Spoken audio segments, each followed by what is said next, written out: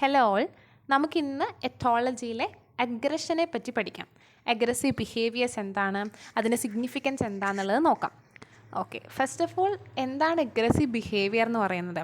അപ്പോൾ അഗ്രഷൻ എന്ന് പറയുന്നത് ഒരു ഹോസ്റ്റലായിട്ടുള്ള ബിഹേവിയറാണ്, അനിമൽസിൽ കാണുന്നതാണ്. മെയിൻലി ഒരു സെയിം സ്പീഷ്യസിലെ മെമ്പേഴ്സ് തമ്മിൽ അഗ്രഷൻ കാണിക്കുമ്പോൾ അത് ഇൻറ്റിമിഡേഷൻ, അറ്റാക്ക്, ഇഞ്ചറി, ഡാമേജിലേക്കൊക്കെ ലീഡ് ചെയ്യാറുണ്ട്. ഇനി ഇതേ പാറ്റേൺ ഓഫ് ബിഹേവിയർ ഡിഫറെൻ്റ് ആയിട്ടുള്ള സ്പീഷ്യസിലെ മെമ്പേഴ്സ് തമ്മിൽ കാണിക്കുന്നത് മെയിൻലി പ്രഡേഷൻ അല്ലെങ്കിൽ ഡിഫെൻസിൻ്റെ സമയത്താണ്.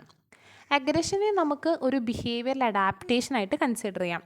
ബിഹേവിയറൽ അഡാപ്റ്റേഷനാണ് നമുക്ക് ഒരു എനിമൽസിനെ സർവൈവ് ചെയ്ത് പോകണമെന്നുണ്ടെങ്കിൽ കുറേ റിസോഴ്സസുകൾ ആവശ്യമാണ്. അപ്പോൾ ആ റിസോഴ്സസ് എന്ന് പറയുമ്പോൾ ഒന്നെങ്കിൽ ഫുഡായിരിക്കാം, അല്ലെങ്കിൽ ടെറിട്ടറി ആയിരിക്കാം, അല്ലെങ്കിൽ മെയ്റ്റ് ആയിരിക്കാം. അപ്പോൾ ഇങ്ങനെയുള്ള റിസോഴ്സസിന് വേണ്ടിയിട്ട് ഒബ്റ്റെയിനിങ് റിസോഴ്സസ് അതുപോലെ ഡിഫെൻഡിങ് റിസോഴ്സസിന് വേണ്ടി ഉള്ള ഒരു ബിഹേവിയറൽ അഡാപ്റ്റേഷനെയാണ് നമ്മൾ അഗ്രഷൻ എന്ന് പറയുന്നത്.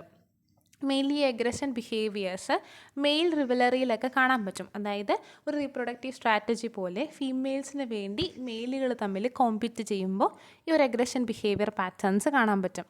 അപ്പോൾ അതുപോലെ തന്നെ ഒരു സോഷ്യലായിട്ട് ജീവിക്കുന്ന എനിമൽസ് ആണെന്നുണ്ടെങ്കിൽ ടെമ്പററി ആയിട്ടോ പെർമനൻ്റ് ആയിട്ടോ ഗ്രൂപ്പ്സായിട്ട് ജീവിക്കുന്ന എനിമൽസിൽ ഈ ഒരു അഗ്രഷൻ ബിഹേവിയർ അത്യാവശ്യമാണ്. കാരണം ആ ഒരു ഗ്രൂപ്പിൽ അവർക്ക് നിലനിന്ന് പോകണമെന്നുണ്ടെങ്കിൽ, അവർക്ക് റിസോഴ്സസ് കിട്ടണമെന്നുണ്ടെങ്കിലൊക്കെ ഈ ഒരു അഗ്രഷൻ പാറ്റേൺസ് കാണിക്കുക എന്നുള്ളത് അവർക്കൊരു ഡിമാൻഡായിട്ട് വരികയാണ് ചെയ്യുന്നത്. ഇനി അഗ്രഷൻ എന്ന് പറയുന്നത് മെയിൻലി നമ്മൾ പറയുന്ന പോലെ ഫിസിക്കൽ അറ്റാക്കുകൾ മാത്രമല്ല നമ്മൾ അഗ്രഷൻ കൊണ്ട് ഉദ്ദേശിക്കുന്നത്. അഗ്രഷൻ പാറ്റേണായിട്ട് ബന്ധപ്പെട്ട എല്ലാത്തിനെയും നമ്മൾ കളക്റ്റീവ്ലി പറയുന്ന പേരാണ് അഗ്രസീവ് ബിഹേവിയർ എന്ന് പറയുന്നത്. അപ്പോൾ അതായത് threat postures, warning signals, ritual displays, അങ്ങനെയുള്ള കാര്യങ്ങളും പ്ലസ് ഫിസിക്കൽ അറ്റാക്സും അതിനെല്ലാം ചേർന്നിട്ടാണ് നമുക്ക് അഗ്രസീവ് ബിഹേവിയർ എന്ന് നമ്മൾ പേരിട്ട് വിളിക്കുന്നത്. ഇപ്പോൾ നമ്മളൊരു ബേർഡിൻ്റെ സിംഗിങ് അല്ലെങ്കിൽ ബേർഡ് ഒരു സോങ്, ഒരു ടെറിട്ടോറിയൽ മാർക്കിംഗ് പോലെ bird song, scent marking, facial expression, അതൊക്കെ അഗ്രസീവ് ബിഹേവിയറിൻ്റെ പാർട്ടാണ്. അതൊരു കമ്മ്യൂണിക്കേഷനാണ്. അവർ ഒരു ബേർഡ് ഒരു ടെറിട്ടോറിയൽ ആയിട്ടുള്ളൊരു സോങ് പ്രൊഡ്യൂസ് ചെയ്യുമ്പോൾ അവരുടെ ടെറിട്ടറി മാർക്ക് ചെയ്യാനായിട്ട് അവർ ഒരു കമ്മ്യൂണിക്കേഷൻ നടത്തുകയാണ്. അപ്പം അതിൽ ടെറിട്ടറി അറ്റാക്ക് ചെയ്യാൻ വരുന്ന ആൾ അതിൽ നിന്ന് അവർ പോവുകയാണെന്നുണ്ടെങ്കിൽ, വിഡ്രോ ചെയ്ത് പോവുകയാണെന്നുണ്ടെങ്കിൽ പിന്നീട് ഒരു ഫൈറ്റ് നടക്കില്ല. അങ്ങനെയല്ല, പിന്നെയും ടെറിട്ടറി അറ്റാക്ക് ചെയ്യുകയാണെന്നുണ്ടെങ്കിൽ അവിടെ എന്തുണ്ടായിരിക്കും, അതൊരു ഫൈറ്റിംഗ് ബിഹേവിയറിലേക്ക് മാറും. ഇപ്പോൾ സോഷ്യൽ ഇൻസെക്റ്റുകളിലൊക്കെ മെയിൻലി ലോക്കസ്റ്റ് പോലെയുള്ള സോഷ്യൽ ഇൻസെക്റ്റിലൊക്കെ മെയിനായിട്ട് അവർ അഗ്രഷൻ കാണിക്കുന്നത് ഫിറമോണുകളുടെ രൂപത്തിലാണ്. അപ്പോൾ കെമിക്കലായിട്ടുള്ള മെസ്സഞ്ചർ ഫിറമോൺസ് അവർ റിലീസ് ചെയ്ത് അഗ്രസീവ് ബിഹേവിയർ പാറ്റേൺസ് അവർ കാണിക്കും. ഈ ഒരു അഗ്രഷൻ പാറ്റേൺ എന്ന് പറയുന്നത് ആരാണോ കൂടുതൽ കാണിക്കുന്നത്, ഏത് ഇൻഡിവിജ്വൽസ് ആണോ ഈ മോർ അഗ്രസീവ് ആയിട്ടുള്ളത്, അവർക്ക് എപ്പോഴും എന്തായിരിക്കും, മോർ ഫേവറബിൾ ആയിട്ടുള്ളതും മോർ ലാർജർ ആയിട്ടുള്ള ടെറിട്ടറീസ് കിട്ടും. നമുക്കറിയാവുന്ന കാര്യമാണ്, അത് ഏറ്റവും എനിമൽസിൻ്റെ ഇടയിൽ സ്ട്രോങ് ആയിട്ടുള്ള ഇൻഡിവിജ്വൽസിനാണ് എപ്പോഴും സർവൈവ് ചെയ്ത് പോകാൻ പറ്റുക. അവർക്ക് ആഗ്രഹിക്കുന്ന ടെറിട്ടറിയിൽ, ഫേവറബിൾ ആയിട്ടുള്ള ടെറിട്ടറിയിൽ ജീവിച്ച് പോകാനായിട്ട് പറ്റും. ഓക്കെ, അപ്പോൾ ഇത്രയാണ് അഗ്രസീവ് ബിഹേവിയറിൻ്റെ ഇൻട്രൊഡക്ഷൻ പറയാനുള്ളത്. നമ്മൾ പറഞ്ഞ കാര്യങ്ങളൊക്കെ തന്നെയാണ് ഇതിൽ. ഡൊമിനൻസ് കാണിക്കാനായിട്ട് അല്ലെങ്കിൽ ഒരു എന്താ പറയുക, ആ ഒരു റീജിയണിൽ സർവൈവ് ചെയ്ത് പോകാൻ വേണ്ടിയിട്ടാണ് ഈ ഒരു അഗ്രസീവ് പാറ്റേൺസ് അവർ പ്രൊഡ്യൂസ് ചെയ്യുന്നത്. അതിൽ ത്രെഡ് പോസ്റ്റേഴ്സും റിച്വൽസും ഫിസിക്കൽ അറ്റാക്സും എല്ലാം ഇൻക്ലൂഡഡ് ആണ് ഇങ്ങനെയുള്ളൊരു അഗ്രസീവ് ബിഹേവിയർ പാറ്റേൺസിൽ. സെയിം സെക്സിലുള്ളതും അതുപോലെ തന്നെ ഓപ്പോസിറ്റ് സെക്സിലും രണ്ടിലും ഈ ഒരു ബിഹേവിയർ പാറ്റേൺ കാണിക്കുമെങ്കിലും മെയിൻലി കാണിക്കുന്നത് സെയിം സെക്സ് ആൻഡ് സെയിം സ്പീഷ്യസിലാണ് ഈ ഒരു ബിഹേവിയറലായിട്ടുള്ള അഗ്രസീവ് ബിഹേവിയർ പാറ്റേൺസ് കാണിക്കുന്നത്. കാരണം അവരുടെ ഇടയിലാണ് കൂടുതലായിട്ടും ടെറിട്ടറിയും ഫുഡും അതൊക്കെ അതിന് വേണ്ടിയിട്ടുള്ള അറ്റാക്കുകൾ കൂടുതലായിട്ട് ഉണ്ടാവുക. ഒരു ഏരിയയ്ക്ക് വേണ്ടിയിട്ട്, ഒരു ഫുഡ് സോഴ്സിന് വേണ്ടിയിട്ട്, അതുപോലെ തന്നെ ഒരേ സെക്സിലുള്ള ആളുകൾ ഒരു മെയ്റ്റിന് വേണ്ടിയിട്ട്, അങ്ങനെയുള്ള ആളുകൾ, അതിനൊക്കെയാണ് മെയിനായിട്ട് അഗ്രസീവ് ബിഹേവിയർ പാറ്റേൺസ് കാണിക്കുന്നത്. പിന്നെ അത് ഒരേ സെയിം സ്പീഷ്യസിലാണെന്നുണ്ടെങ്കിൽ നമ്മളതിന് ഇൻട്രാ സ്പെസിഫിക് എന്നും, ഡിഫറെൻറ്റ് സ്പീഷ്യസിലുള്ള അഗ്രഷൻ ബിഹേവിയറിനെ ഇൻ്റർ സ്പെസിഫിക് എന്നും പറയും. ഡിഫറെൻറ്റ് സ്പീഷ്യസിലാണെന്നുണ്ടെങ്കിൽ ഇൻ്റർ സ്പെസിഫിക്കും, സെയിം സ്പീഷ്യസിലാണെങ്കിൽ ഇൻട്രാ സ്പെസിഫിക്കും. അപ്പോൾ ഈ ഒരു ഇതൊക്കെ ഓരോ ഡിഫറെൻറ്റ് ടൈപ്പായിട്ടുള്ള അഗ്രസീവ് ബിഹേവിയർ പാറ്റേൺസ് ആണ് കൊടുത്തിട്ടുള്ളത്. ഇനി അഗ്രഷൻ എന്നും അഗനോസ്റ്റിക് ബിഹേവിയർ എന്നും നമ്മൾ ഇൻ്റർചേഞ്ചബിളി ഉപയോഗിക്കാറുണ്ട്. മെയിൻലി അഗ്രഷൻ എന്ന് പറയുമ്പോൾ ഒരു ഡെഫിനേഷൻ വെച്ച് പറയുകയാണെന്നുണ്ടെങ്കിൽ ഒരു ഹാംഫുൾ ആയിട്ടുള്ള ഒരു ഓർഗാനിസത്തിന് ഹാംഫുൾ ആയിട്ടുള്ള ഡിസ്ട്രക്റ്റീവ് ആയിട്ടുള്ള ഒരു ബിഹേവിയർ പാറ്റേൺ ആണ് അഗ്രഷൻ എന്ന് പറയുന്നത്.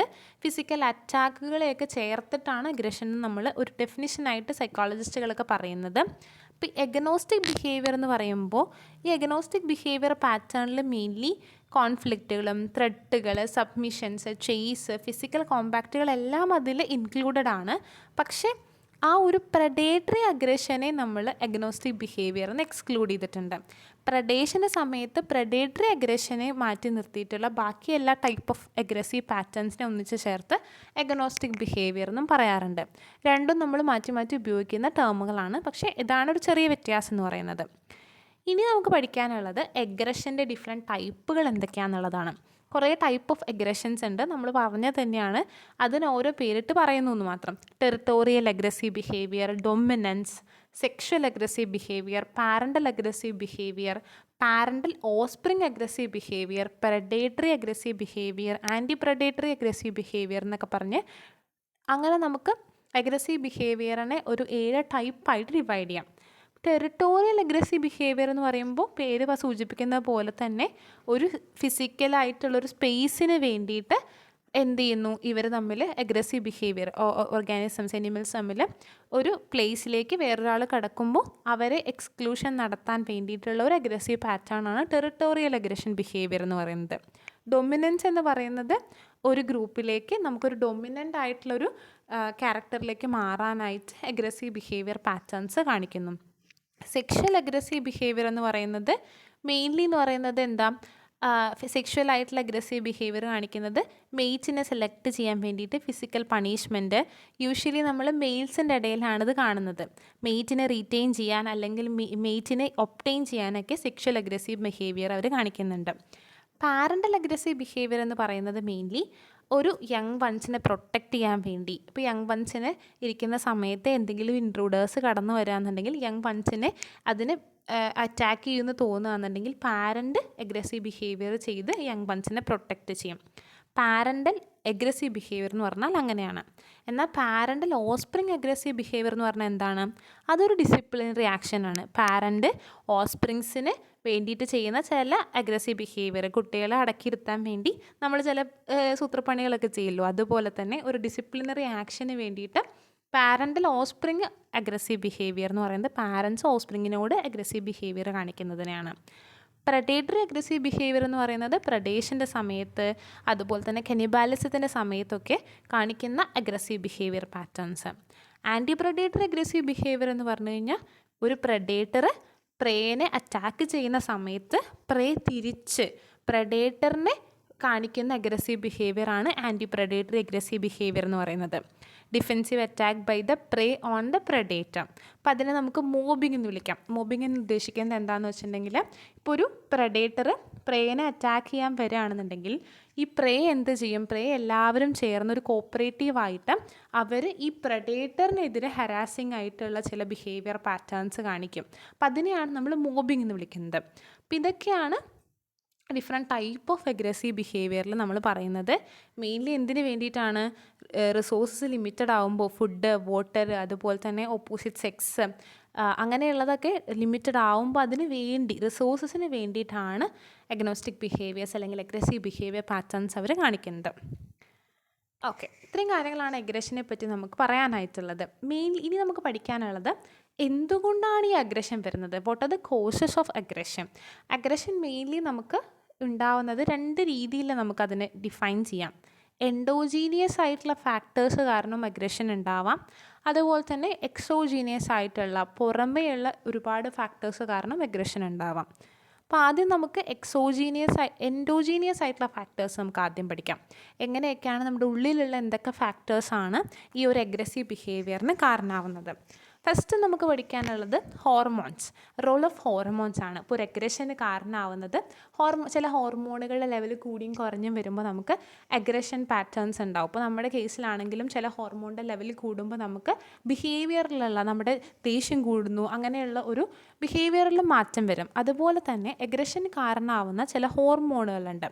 മെയിൻലി ഇത് അഗ്രസീവ് ബിഹേവിയറിൻ്റെ സമയത്ത് അഗ്രസീവ് ബിഹേവിയർ പാറ്റേൺസ് കൂടുതൽ കാണിക്കുന്നത് ഈ ഒരു റീപ്രൊഡക്റ്റീവ് ആയിട്ടുള്ള ആ ഒരു ബ്രീഡിങ് ആക്ടിവിറ്റിയുടെ സമയത്താണ് കാണിക്കുന്നത്.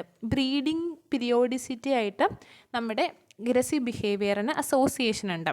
മെയിൽസിൻ്റെ കേസിലൊക്കെ ആണെന്നുണ്ടെങ്കിൽ അഗ്രസീവ് ബിഹേവിയർ ബ്രീഡിങ് ആക്ടിവിറ്റി തുടങ്ങുമ്പോൾ അത് കൂടിക്കൂടി വരികയാണ് ചെയ്യുന്നത്.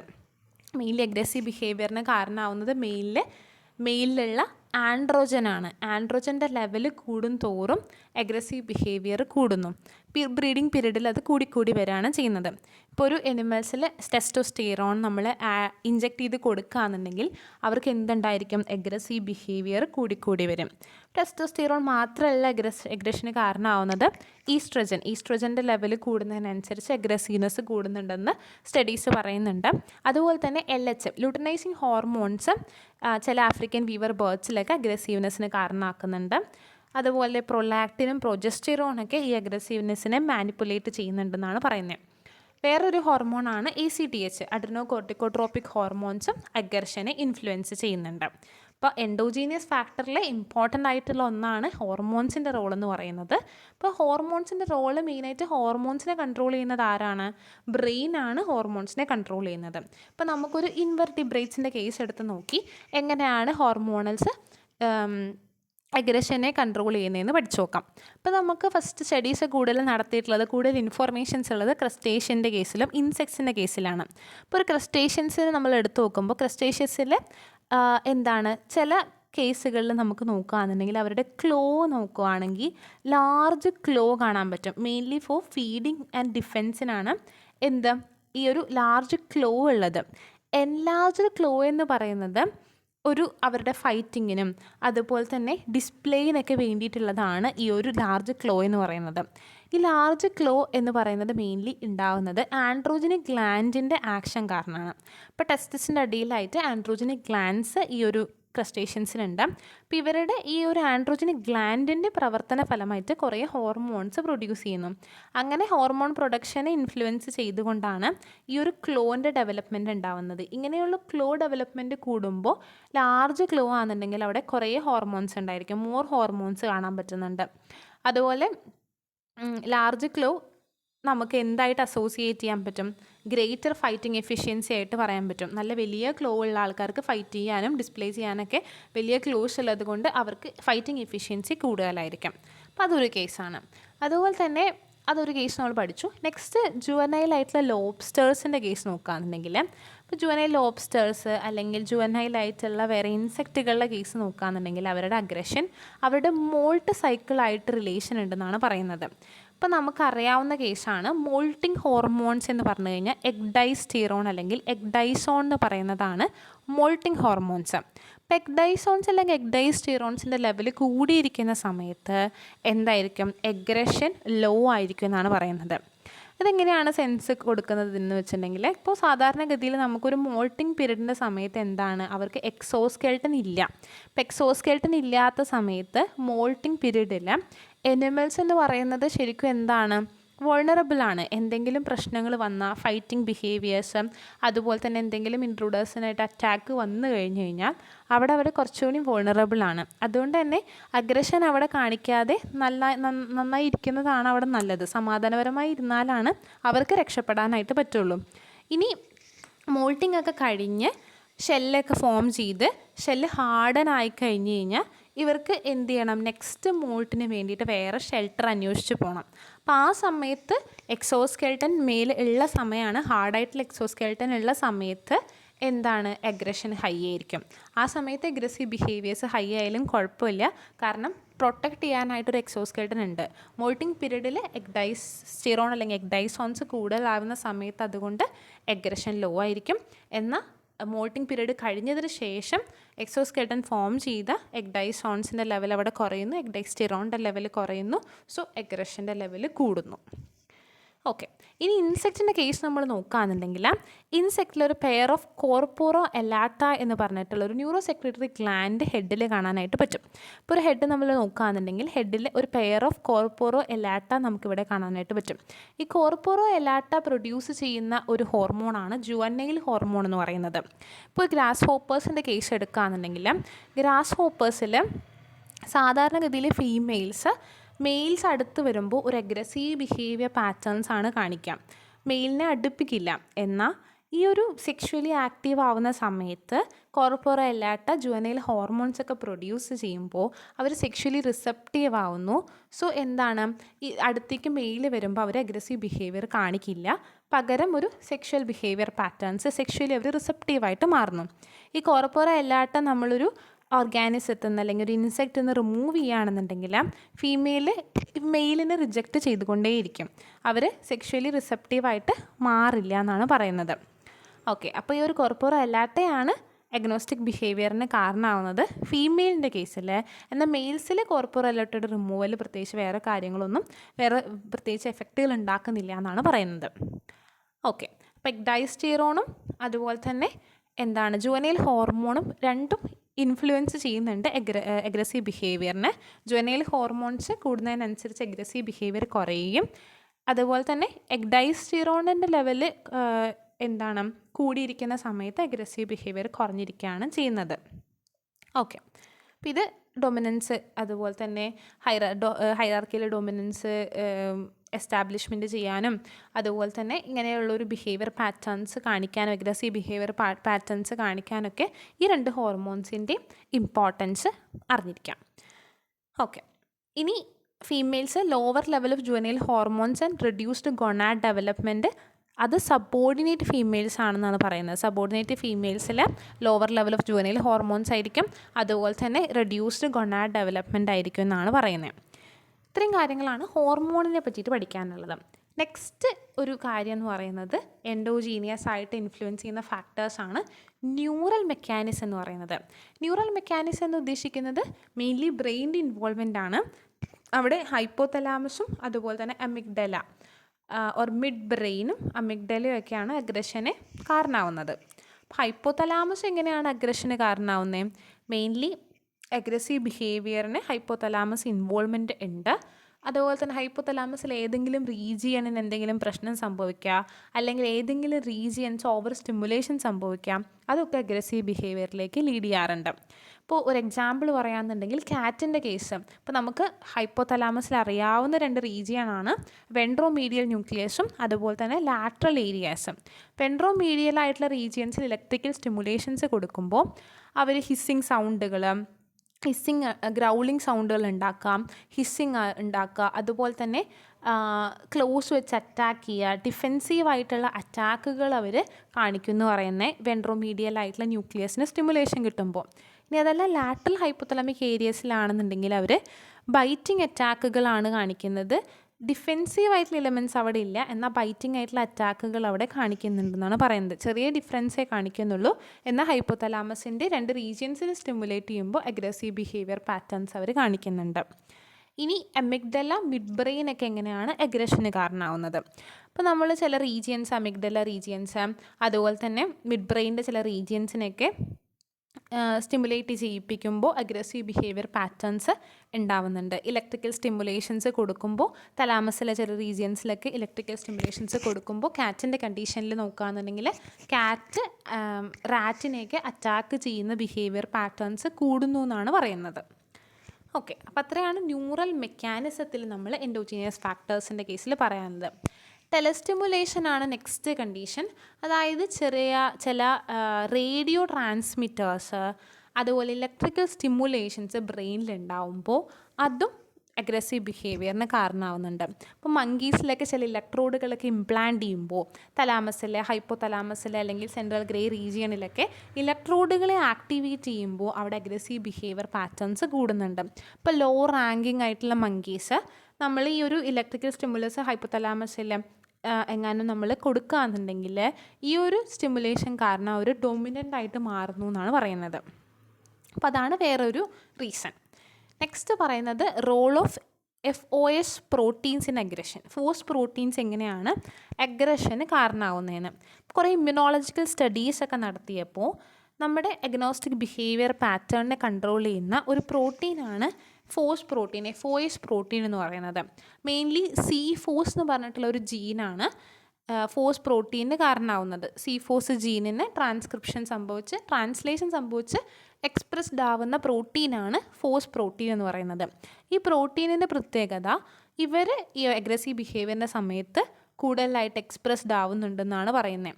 ഇപ്പോൾ നമ്മൾ ബ്രെയിൻ റീജിയൻസിനെ മൈക്രോസ്കോപ്പിക്കലി ഈ ഒരു ഇമ്മ്യൂണോളജിക്കൽ സ്റ്റഡീസ് നടത്തി ബ്രെയിൻ റീജിയൻസിനെ സ്റ്റെയിൻ ചെയ്ത് നോക്കിയപ്പോൾ ഫോഴ്സ് പ്രോട്ടീനിന് വേണ്ടിയിട്ട് നമ്മൾ ആ റീജിയൻ ബ്രെയിൻ എടുത്ത് സ്റ്റെയിൻ ചെയ്ത് നോക്കിയപ്പോൾ മൈക്രോസ്കോപ്പിക്കിൽ വെച്ച് നോക്കുമ്പോൾ എന്താണ് കാണാൻ പറ്റുന്നത്?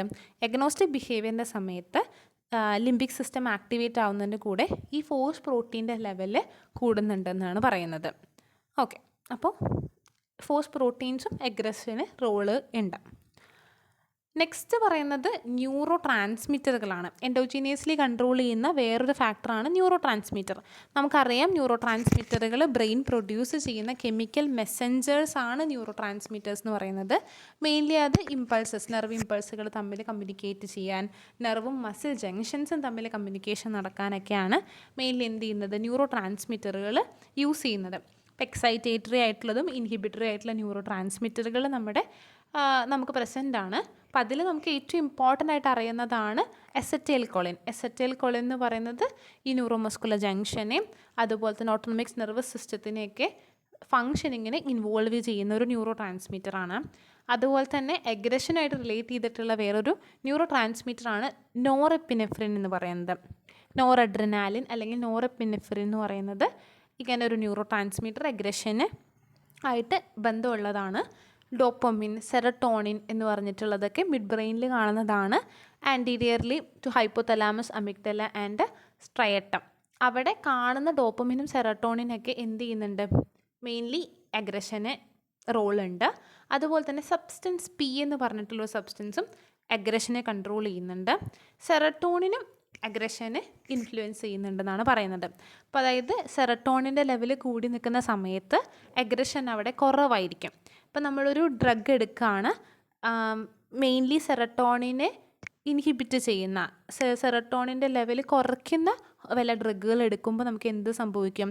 ആ ഡ്രഗിൻ്റെ എഫക്റ്റ് കാരണം അഗ്രഷൻ ഇൻക്രീസ് ആവുമെന്നാണ് പറയുന്നത്. സാധാരണഗതിയിൽ സെറട്ടോണിൻ്റെ ലെവൽ കൂടുമ്പോൾ അഗ്രഷൻ കുറഞ്ഞാണ് വരിക. അപ്പോൾ അതാണ് ന്യൂറോ ട്രാൻസ്മിറ്ററിൻ്റെ റോൾ എന്ന് പറയുന്നത്.